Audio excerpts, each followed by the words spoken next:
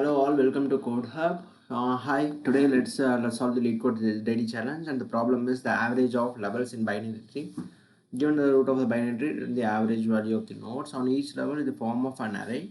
Answers within 10 power minus pi of the actual answer will be accepted. And the problem is this: the example is given. This is the binary tree that I have given for first example, and we have to return an answer with the average values for each levels. uh, Actually, for this level 1 there is only one node, so the average is 3 divided by 1, which is 3 itself. And for the level 2, which is the sum is 29 divided by the two number of nodes, which is 2, and the average is nothing but 14.5.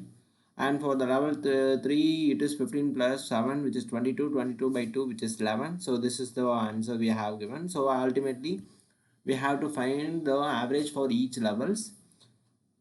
So we can do a level or traversal using q. For each levels we can sum up the node values, and then we can just take the average by dividing the size of the level size of the levels at each levels. So that is the approach we are going to do. So what we can do is, first we can have a queue.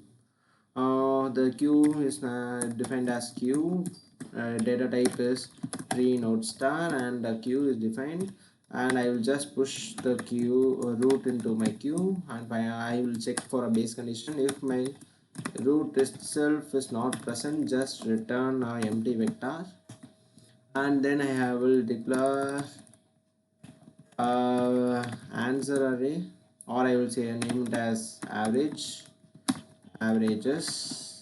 and finally I'm just going to return these averages vector. What I will do is, for each level I should traverse. So first I will do a level or traversal while queue is not empty.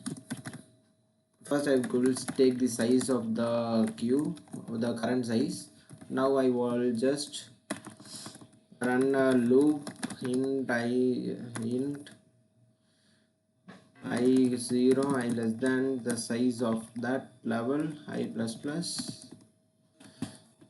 Now what I will do is, I will have some variable double, where that double sum, which is initialized to 0.0, and I will just add the sum plus equal to my root of where I will first get the print node. Okay, auto cur is nothing but q dot print, and just I will pop this current node q dot pop, and I will add this current value to my sum. If my cur of left is present, then I will add it to my q dot push of cur of left.